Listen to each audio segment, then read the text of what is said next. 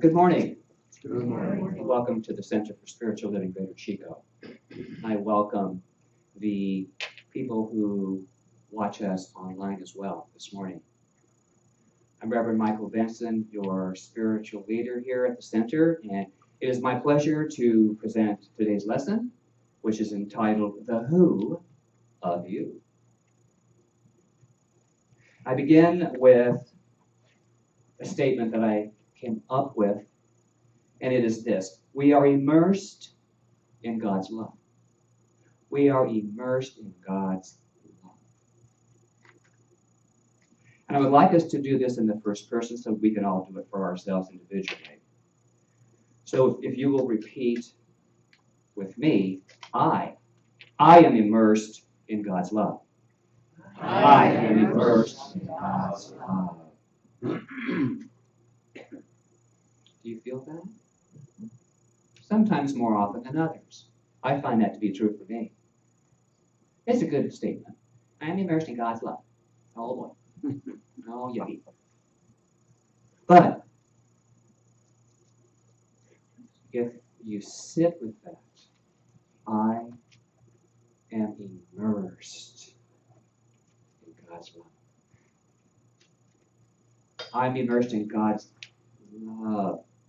The more ways we can state that to ourselves, the different feelings that come about for us, until, not that we believe it anymore, what I believe is that we remember it in a greater way, because it never changes. I'm immersed in God's love. Never changes. We move away from it. And what I know about God's love is that it is the divine influx through all creation, throughout everything in the world and beyond, this world and beyond. And because of that, you and I are included. You and I are divine because we were born of the magnificence of the one God, and therefore imbued with all of its aspects, all of its ideas, all the possibilities, the light, the love, the peace, the power. How much power do you think you have? None. Were you open to the power? The power supports us. We are not the power. But we have the ability to allow that to work itself through us by being more open in our minds and our hearts, and which is our consciousness, to elevate the idea that we are worthy, immersed in this love that never, ever ceases. Our founder, Reverend Dr. Ernest Holmes, writes in the Science of Mind textbook on divine influx, and this is a quote: "The continuous inpouring of God's blessings is divine influx. When we open our minds to the influx of divine wisdom, we are allowing our lives to be guided by the infinite. We are keeping our consciousness open to the divine influx." I love words, you know. Those of you that know me. Influx. Influx. There's a strong influence continually flowing to us, through us, as us, if we open to it. So what I know about this moment is that it is divine. It's a divine moment. And an opportunity to open to the blessings. To make conscious decisions to allow the divine influx to have its perfect way with us. But the decision is ours. The decision is yours and mine. There's a saying, the ball's in your court. The ball's in your court. And it's true in the kingdom of God, which I call the arena of goodness. The ball's in your court. How do you choose to play that game? You know, sporting events are so exciting, and we each have our favorite or favorites. There are so many choices when you get to the remote. And I know there are screens that you can have, 2 or 3 different things going on at one time. And I have my niece's husband. He's just created this sports center man cave that has about 6 black screens. I said, "Why are you doing that?" "Because I can," was his answer. Hello? Hello. It's what he loves in his life. So he's allowed that to be in his life. I thought, well, hello, duh. What do we teach here? What do I speak about? Having what it is that thrills us, that brings the joy not to us, but it brings it up and out of us. So we have, like basketball, baseball, football, soccer, tennis, horse racing, bodybuilding, X Games. You've seen that? They do the. Wow, I get winded just watching. So I'm sure that's good cardio if we just watch, right? There's something going on that gets our blood moving. So, and cannot be about the Calaveras County frog jumping contest. That's even a sport. So there are so many arenas to choose from in this life, in this world.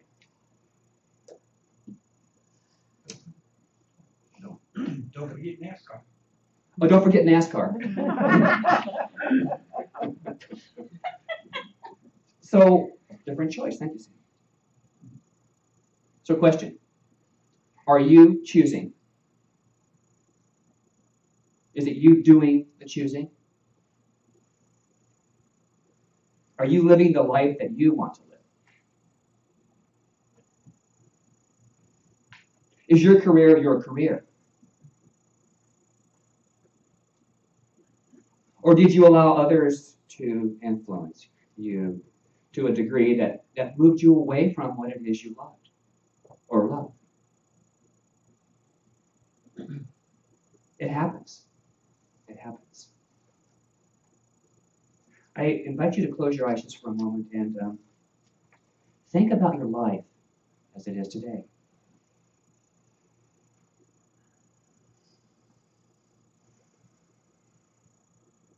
What is your daily life filled with? Is it a job?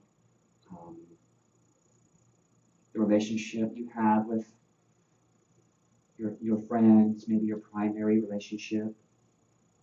How about your home? Think about your home for a moment. Where you live? Does all that make you kind of tingly all over? You get excited about when you think about it?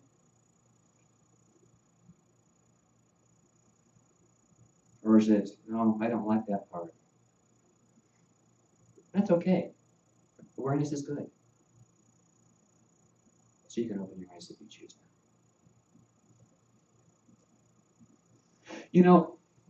I did that exercise so you would have a takeaway. It's so easy to sit for a moment and ask yourself the question, is this the life I am choosing now? Now, all of our choices have led up to now. They've created what we have now. Every yes, every no, every maybe, every I don't know has created now. That's good to know. Knowledge is good. However, if parts of it aren't fitting into your idea of your good today, if there's something greater you'd like to do in some area of your life, start creating it with the idea. With the idea. Therese, can I mention your project? I heard about their idea for their home edition, and I think the idea was a little larger than what they thought their idea was. But what I know from what I've heard is that their addition to their home is even better than they thought it would be. Am I right? Mhm. Am I right? Yeah. So sometimes, you go along. And not that you're limiting, but you have this wonderful idea and it gains momentum. And before you know it, it's better than you thought. I think pretty big. And practitioners, we're trained to think way outside this little box. And yet I do know that from time to time, I tend to compact it down and to limit my own ability to see. Not that it's not there, but to see the possibility.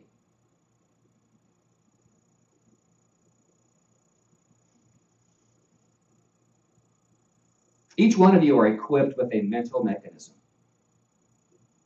It's labeled volition. Another nice word of mine, volition. I love that, volition. Which means you get to choose your own path, your own way, your own stuff. Now, any path we choose would have its meanderings. Might have a few speed bumps, maybe. And along the way, there's different effects and results and consequences along the path. But they're all to be observed. Because along the way, we can re-choose, can't we? I know for the remodel, for Andy and Maggie, they re-chose along the way. They got to be excited in the process, be part of how it all was turning out. And so we can't just say, we can, but we get a different result. We can say, I want this, or I'm choosing to do this in my life. And then Spirit says, okay, no guidelines, woohoo, great, let's go. And you get something maybe that you didn't quite expect in not a grand way. So along the way, we get to help it along. We get to stop it. That's a possibility. Or we get to change the way it ends up. Because maybe our idea out here, although grand, might not be grand enough. Because when you get partway to wherever you're going, oh, I think I'd like to do it over here or up there. So we get the chance to choose. We always have volition. I know that about life that you're never a victim of your circumstances.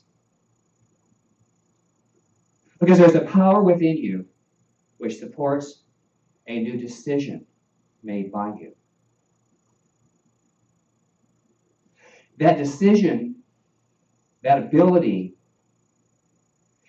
to make that change from a new idea opens you up to that, what I mentioned before, the power that supports the idea.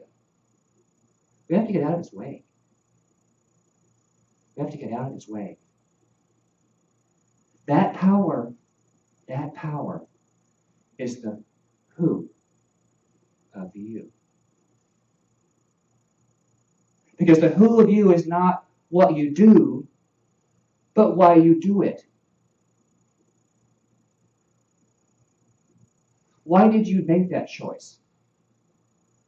Was it from your who? From the inner spiritual why you do anything?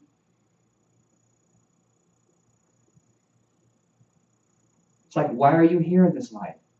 It's a why. Why am I here in life? It's a question I ask myself often.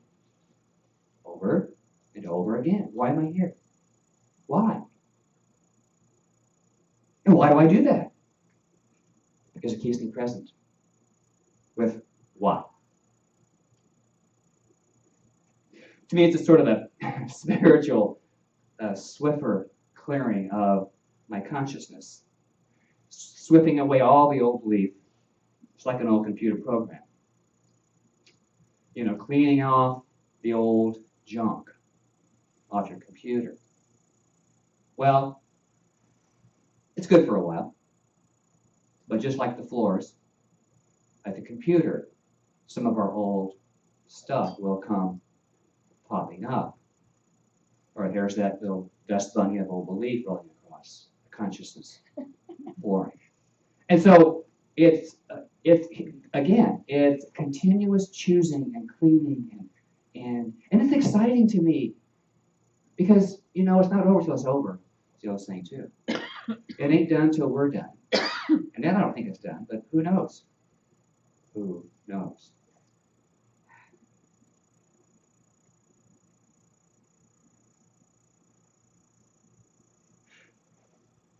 There were times in my life when I had given the power behind me over to another's idea of how my life should be. Anyone else ever have that happen for them? Not to you, but for you. Because now we're in this teaching and it's all for us, right? We're not victims. We're not victims. And I allowed them to, my choice, to dictate how I would show up. I got caught up in the doing of someone else's stuff and not my own way of doing it. So I got caught up in the do of the world. Okay? And we do get caught up in that. The doing. And so we come here on Sundays, and we come to meditation, and we come to service, and we quit doing for a moment. And that's why it feels so wonderful to come and open and remember who we are. So when we get caught up in the do of the world, remember this. The words from Don Miguel Ruiz in the second of the 4 agreements. Don't take anything personally. When you're immune to the opinions and actions of others, you will not be the victim of needless suffering. That's the end quote. So when we're doing others, we're not in our bliss, as Joseph Campbell would have said. We're doing someone else's stuff. It's not our stuff, so guess what? We tend to suffer because it's not ours to bear. We are taught to place value on the rewards of doing in this world.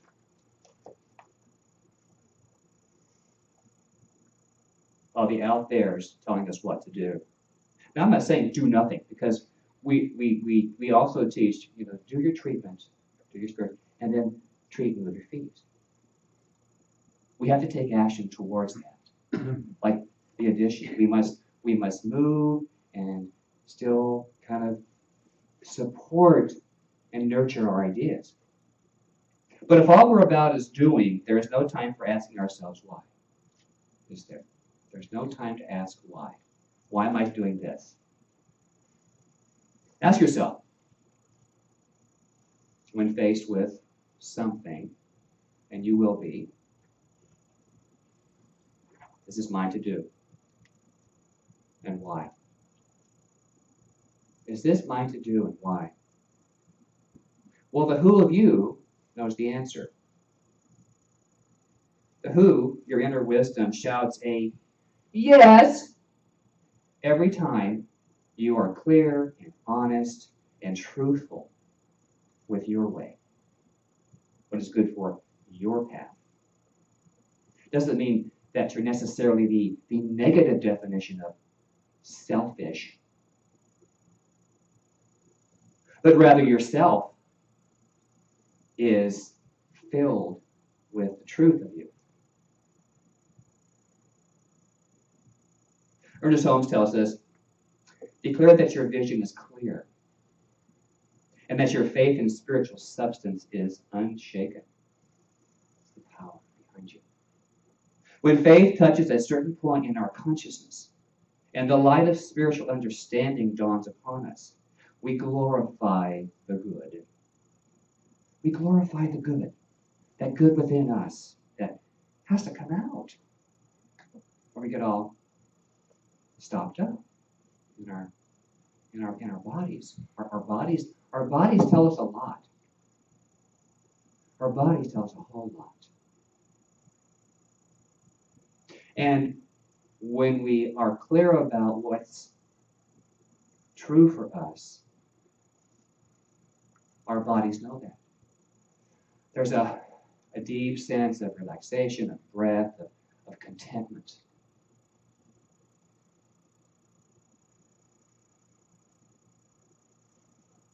So it's important we always glorify what is good about our lives.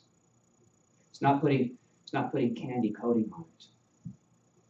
It's not covering up what's happening, but beneath, behind, and in the future of what's happening is good. There is divine good here now. It's a story of a little girl shoveling pony manure. And they watched her for a while. And, what's going on here? What's going on here? What are you doing in there? She says, well, with all this in here, Mommy, there must be a pony. So, sometimes we get immersed in that. And to not, like the little girl, not to be diminished by the appearance.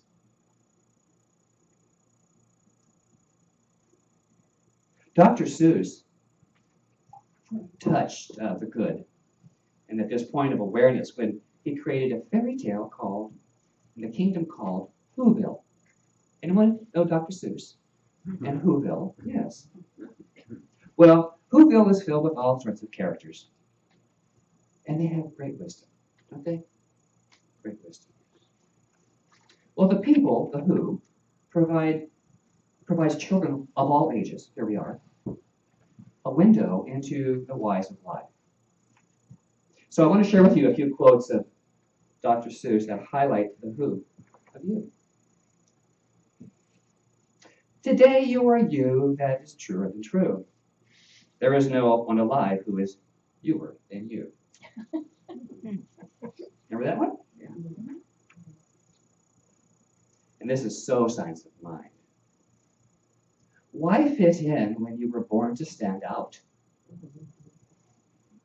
Unique. And this one. If things start happening, don't worry, don't stew. Just go right along and you'll start happening too. Such wisdom. And it's timeless. It's timeless. A friend of mine, Dr. Dennis Merritt Jones, writes in his book, The Art of Being. We can learn to be honest in all our relationships without being brutal. It requires more conscious intention to make yourself heard in a manner that is non-threatening, non-shaming, and peaceful. That is the Who of you. The Art of Being. Peaceful, loving. And what I know is this, that you are honest with yourself each time you come from your truth. That truth is from peace and love and clarity. And Robert Anthony, a new find for me, he says, there is brutality and there is honesty. There is no such thing as brutal honesty. Oh, wow, quite profound. If you're really honest, you can be honest from a loving, peaceful place. You don't have to be brutal or mean-spirited. Just clear and assured. So a reminder, the Who of you is not what you do, but why you do it. So my charge for you this week, uncover what you love. Unfurl your inner self. That will reveal the real you.